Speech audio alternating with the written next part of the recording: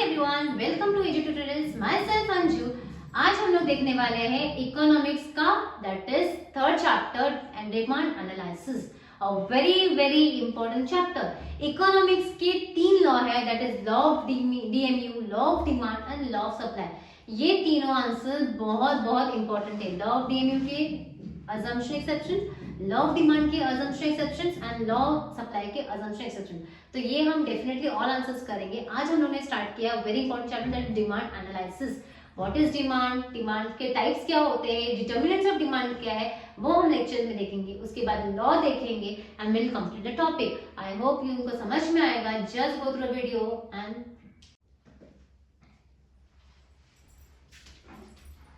So let's start with the topic. आज हमारा topic है डिमांड एनालिसिस। ये हमारा 12th स्टैंडर्ड का इकोनॉमिक्स का टॉपिक है। It's a very very very important topic. Demand के लॉज है, टाइप्स ऑफ डिमांड है, डिटर्मिनेंट्स ऑफ डिमांड है। तो ये टॉपिक को काफी अच्छे तरीके से करना है। ओके, पहला मेरा क्वेश्चन है व्हाट इज डिमांड। डिमांड क्या होता है? So a demand is a desire to have something. अगर मुझे कोई चीज की इच्छा है कि मुझे वो चीज खरीदनी है तो वो डिमांड को इंडिकेट करती है कि मेरा डिजायर है कि मैं वो चीज खरीदूं। बट सिर्फ खरीदना ही इंपॉर्टेंट नहीं है, उसके लिए मैं उस काबिल होनी चाहिए कि वो चीज मैं खरीद सकती हूँ। Then only it is considered as demand. समझ में आ गया? तो पहला point, demand means urge to have something. मुझे डिमांड का मतलब मुझे कोई चीज चाहिए, उसको बोलते हैं डिमांड। मुझे ये गाड़ी चाहिए, मुझे ये घर चाहिए, मुझे कोई भी चीज चाहिए, तो वो होता है demand. Then demand means a desire or willing. सबसे best example demand is Dzire, willingness to pay and ability to pay। मतलब इंसान को चाहिए, डिजायर होना चाहिए, willingness to pay मतलब उस चीज को खरीदने की इच्छा होनी चाहिए, मतलब मैं इसको पे करूं। और थर्ड थिंग इज मेरे अंदर उतनी काबिलियत होनी चाहिए, the person should have that much ability कि वो पे कर सके। फॉर एग्जाम्पल, एक गाड़ी है, कार है, एक भिखारी है, उसको वो कार चाहिए, वो उसकी इच्छा है, दैट इज डिजायर, बट वो उसको खरीद नहीं सकता, तो that is not a demand. Demand के लिए तुम्हारे पास डिजायर भी होना चाहिए, तुम उसको खरीदो ये इच्छा भी होनी चाहिए, that is willingness to pay and ability to पे। मतलब एबिलिटी टू पे मतलब तुम्हारे पास उतने पैसे होने चाहिए तुम वो चीज खरीद सकते हो। Then only it is considered as demand. समझ में आया? सो ये बहुत इंपॉर्टेंट है। In economics demand means a desire which is backed by willingness and ability to pay। backed by willingness मतलब मेरी इच्छा है और मैं पे कर सकती हूँ। एक करोड़पति बंदे को कार चाहिए, उसके पास पैसा है, इच्छा है, और उसकी इच्छा है कि मैं पे करके ले लूं, तो वो डिमांड है। बट एक गरीब इंसान है जिसके पास अफोर्ड नहीं कर सकता कोई भी चीज गाड़ी वाड़ी खरीदने की, बट उसको इच्छा है कि मुझे ये गाड़ी चाहिए, तो वो उसकी इच्छा हो सकती है बट वो डिमांड नहीं हो सकती, बिकॉज उसके पास उतने पैसे नहीं है वो चीज खरीदने के लिए। समझ में आ गया? तो ये चीज तीनों होना जरूरी है डिमांड के लिए। डिमांड के लिए डिजायर होना चाहिए, मतलब इच्छा होनी चाहिए, विलिंगनेस टू पे परचेज होना चाहिए, मतलब मेरी इच्छा भी होनी चाहिए मैं उसको पे करूं। कभी कभार मेरे पास पैसे है, मुझे अच्छा लग रहा है वो चीज, पर मेरी इच्छा नहीं कि मैं उसको खरीदूं, तो वो भी डिमांड नहीं है। तीनों चीज होना बहुत जरूरी है। समझ में आ गया? सो ये हो गया डिमांड। कोई भी चीज, what is demand means, demand means desire, willingness to pay and ability to pay. समझ में आ गया? मतलब मेरे को इच्छा है उसको खरीदने की और लेने की, और मेरे पास उतनी काबिलियत है खरीदने की, तो it is demand. Okay, so ये हो गया हमारा डिमांड। डिमांड एनालिसिस बहुत इंपॉर्टेंट टॉपिक है। फिर उसमें आता है हमारा types of demand. A very important answer. Types of demand में 5 डिमांड्स है, that is direct demand, indirect demand, complementary और जॉइंट डिमांड। कॉम्प्लीमेंट्री का दूसरा नाम है joint demand, composite demand and competitive demand. What is direct demand? Direct demand मतलब जो चीज हम लोग डायरेक्टली ले लेंगे। जैसे कंज्यूमर दुकान पे गया, सामान लिया मैंने खुद के लिए, दैट इज कंज्यूमर गुड्स के लिए, तो वो हो गया डायरेक्ट डिमांड। मैं गई दुकान पे, खुद के लिए मैंने चाय पत्ती खरीद ली, शुगर खरीद लिया, कपड़े खरीदे, मैंने खुद के लिए खरीदा। जब हम खुद के लिए कोई चीज खरीदते हैं, that is consumer good, that is called direct demand. मतलब मैं वो चीज दूंगी मेरे लिए यूज करने के लिए, that is called as direct demand. समझ में आ गया? सो डायरेक्ट डिमांड क्या होता है? Demand for consumer goods. याद रखो, मैंने शॉर्ट में लिखा है। दिस आंसर को इकोनॉमिक्स में पूरा डिटेल में इसका एक्सप्लेनेशन देना हो सके तो इकोनॉमिक टर्म्स में ही देना है, बट मैंने शॉर्ट में समझने के लिए लिखा है, that is demand for consumer goods. ठीक है? Example, demand for cloth, sugar, जो भी तुमने कुछ भी चीज सामान खरीदा, खुद के यूज के लिए खरीदा, that is called as direct demand. दूसरा आ गया इनडायरेक्ट डिमांड। इनडायरेक्ट डिमांड मतलब उसका दूसरा नाम है, याद रखो, डिराइव डिमांड। इनडायरेक्ट डिमांड को क्या बोलते हैं? Derive demand. तुम्हारा पहला पॉइंट ये हो जाएगा, indirect demand is also known as derive demand. Points बढ़ाने चाहिए, एक्सप्लेनेशन अच्छे होने चाहिए, एक लाइन में एक्सप्लेनेशन खत्म मत करो। फिर डिराइव डिमांड मतलब डिमांड फॉर प्रोड्यूसर गुड्स, मतलब एग्जांपल शुगर में खुद के लिए खरीदने गई, that is direct demand. But वो शुगर में फैक्ट्री में काम कर रही हूँ, कोई बंदा फैक्ट्री में काम कर रहा है शुगर फैक्ट्री में, और वहां पर काम कर रहा है तो खुद के लिए रोज खाने के लिए तो नहीं लेके ना शुगर, वापस से वो काम कर रहा है, that is called as indirect demand, that is derive demand. इसको बोलते हैं producer goods demand, demand for producer goods. समझ में आ गया? तो पहला हमने किया डायरेक्ट डिमांड। डायरेक्ट डिमांड का क्या है? जो कंज्यूमर गुड्स है जो हम लोग डायरेक्टली हम लोग के लिए देते हैं। इनडायरेक्ट डिमांड का दूसरा नाम है जो इनडायरेक्टली हम लोग कंज्यूम करने के लिए लेते हैं, और उसका दूसरा नाम है डिराइव डिमांड, और डिराइव डिमांड को बोलते हैं प्रोड्यूसर गुड्स। समझ में आ गया? यहाँ पर शुगर फैक्ट्री का एग्जांपल दोगे, ऊपर वाले में शुगर एंड क्लॉथ व्हाटएवर तुम। Let's start with the third point. अभी हमारा थर्ड पॉइंट कौन सा है? Complementary demand. What is complementary demand? एक दूसरे पे निर्भर है, दैट इज गाड़ी पेट्रोल पे निर्भर है, पेट्रोल गाड़ी पे निर्भर है, वो गाड़ी बिना पेट्रोल के चलने वाली नहीं, फ्यूल के बिना, that is petrol diesel whatever. और जो अगर गाड़ी चाहिए तो पेट्रोल चाहिए, पेट्रोल चाहिए तो गाड़ी, मतलब जो चीजें जॉइंटली है, साथ में है एक दूसरे के, उसको बोलते हैं कॉम्प्लीमेंट्री जॉइंट डिमांड। जो दो या दो से ज्यादा चीजें साथ में करती है उसको हम लोग बोलते हैं complementary joint demand. Then what is composite demand? हमारा चौथा point, that is composite. Composite मतलब एक चीज का इस्तेमाल बहुत सारी चीजों के लिए। एग्जाम्पल, हमारे घर में इलेक्ट्रिसिटी है, एक इलेक्ट्रिसिटी पे क्या क्या चलता है?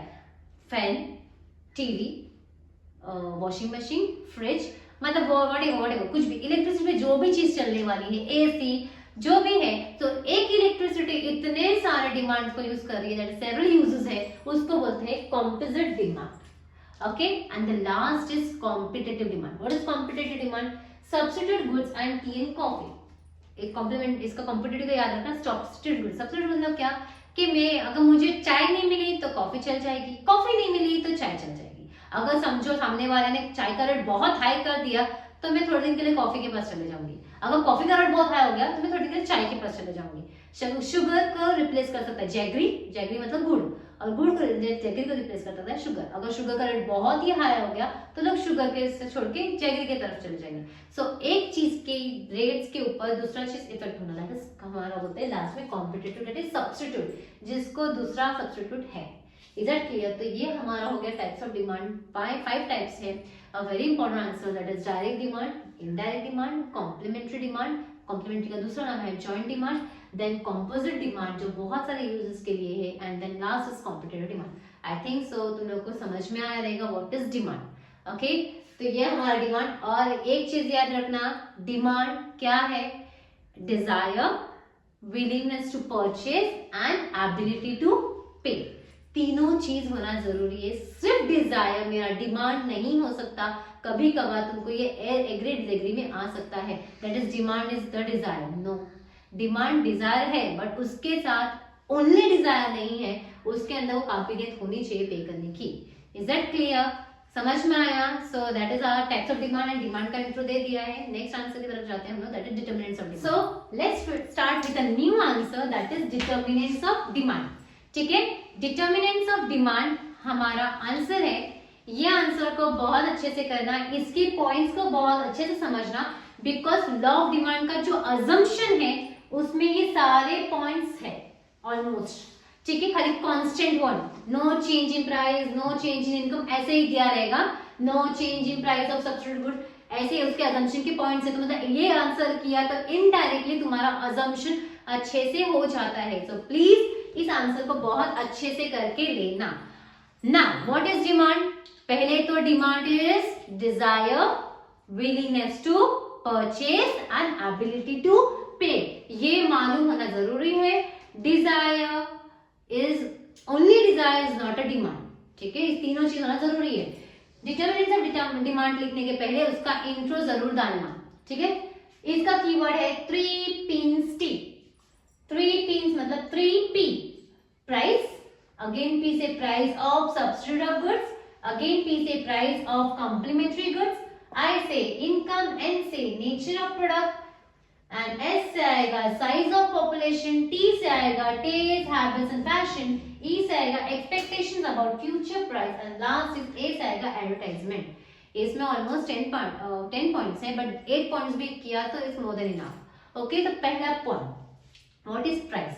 अगर समझो एक एग्जांपल, अगर कोई चीज बहुत महंगी है, तो वो कम बिकती है, सस्ती है तो वो ज्यादा बिकती है अगर उसकी क्वालिटी भी अच्छी है तो।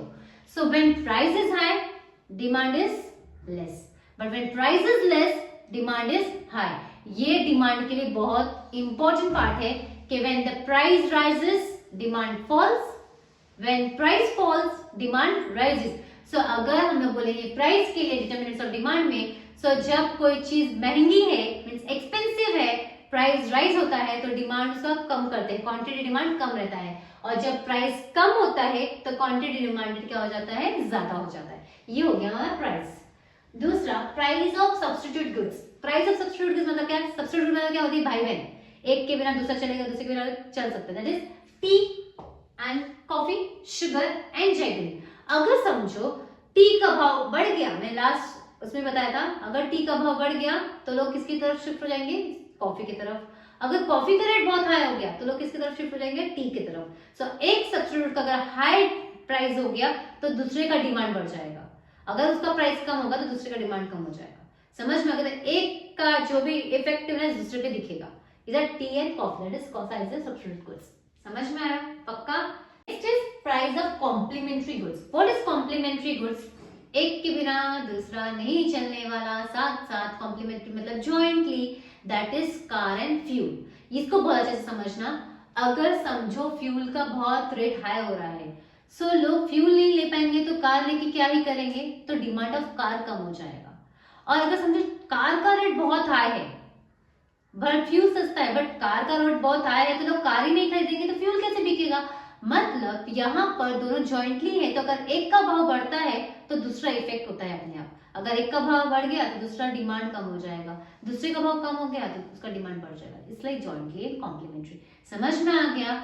यहाँ पर इलेक्ट्रिसिटी कार्ड ये सब सेकंड ऑप्शंस होते हैं, बट हमारे इकोनॉमिक टर्म में अभी ये बोला है कि कॉम्प्लीमेंट्री गुड्स में एक का भाव बढ़ा तो दूसरे का डिमांड कम, तो ये याद रखना है कॉन्सेप्ट, ठीक है, कॉम्प्लीमेंट्री गुड्स का। फिर इनकम, पैसा है तो सब पॉसिबल है पक्का। अगर मेरा इनकम अच्छा है तो मेरा डिमांड भी अच्छा रहेगा। जैसे मेरी इनकम रहेगी मेरा डिमांड भी वैसे। अगर मैं 5 लाख कमाती हूँ तो मेरे डिमांड 5 लाख के हिसाब से रहेंगे, मैं 25,000 कमाती हूँ तो मेरे डिमांड 25,000 के हिसाब से रहेंगे, मैं 50,000 कमाती हूँ तो मेरे डिमांड 50,000 के। मतलब जैसे मेरी इनकम बढ़ते जाएगी वैसे मेरे डिमांड भी बढ़ते जाएंगे। अगर मैं 5 करोड़ कमाती हूँ तो ऑफकोर्स मेरे डिमांड भी वैसे ही बढ़ जाएंगे। समझ में आ गया। तो इंसान का इनकम उसका डिमांड इफेक्ट करता है। अगर ज्यादा डिमांड पैसा बोलता है तो ज्यादा पैसा, ज्यादा डिमांड कम पैसा कम डिमांड, एडजस्ट करना सीख लेते हैं इंसान। Then nature of product. Nature of product मतलब जो बहुत जरूरी चीजें हैं, जैसे नेसेसिटी वाली चीज, जिसको हम अवॉइड ही नहीं कर सकते। एग्जाम्पल, अगर एक बंदा बीमार है और उसको मेडिसिन की जरूरत है तो भले उसका रेट हाई रहेगा या कम रहेगा, हम उसको खरीदेंगे ही। वहां पर मेरे पास कोई ऑप्शन ही नहीं है कि मैं नहीं खरीदूं। अगर कोई एडमिट है, बीमार है, तो भले पैसे नहीं, हम किसी से उधारी लेके ही भले उस बंदे की मदद करेंगे, बट विल डेफिनेटली हमारे फैमिली में जो भी बीमार रहेगा उसको हम वो मेडिसिन अवेलेबल करवाएंगे ही करवाएंगे, घर बेच के, गाड़ी बेच, कुछ भी करके।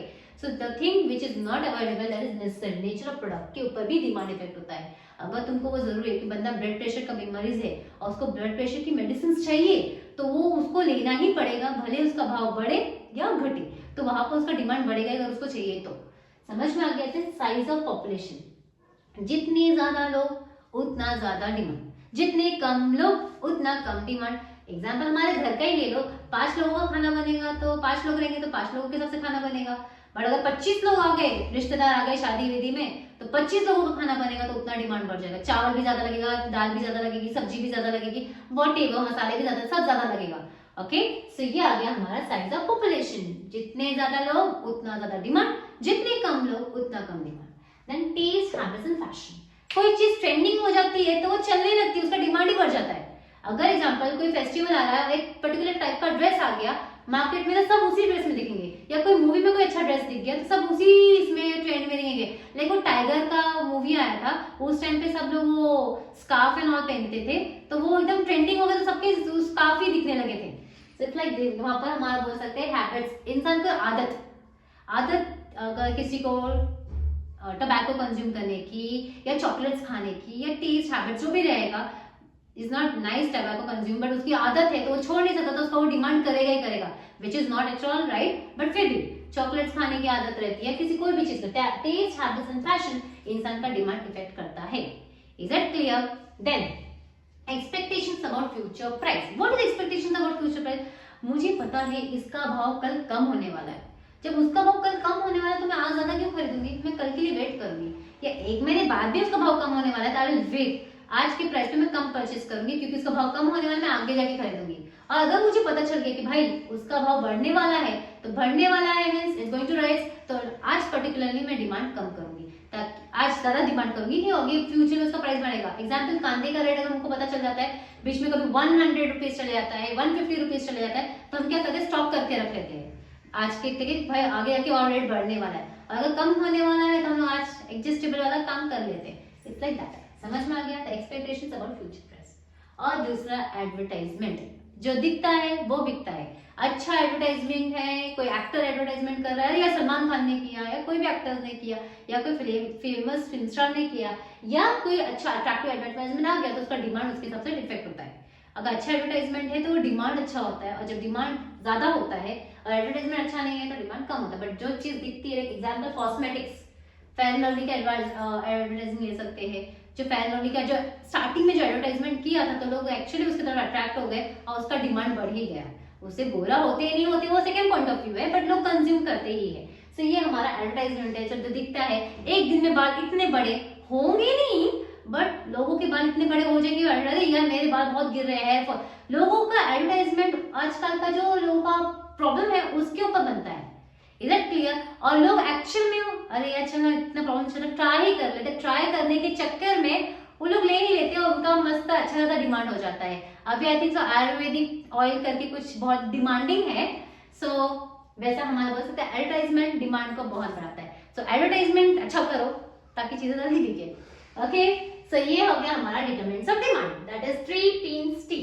ठीक है, P से आया price, price of substitute goods, price of complementary goods, 3 P हो गए। I से आएगा इनकम, N से आएगा nature of product, and S से आएगा साइज ऑफ पॉपुलेशन, T से आएगा taste, habits and fashion, E से आएगा expectation about future price, and A से आएगा एडवर्टाइजमेंट। आई होप ये आंसर तुमको समझ में आएगा एंड डिमांड क्या होता है वो समझ में आएगा। Please like, subscribe, comment. Any more doubts you can just comment in a good way so that I can work out for that and be in touch. Bye bye, take care.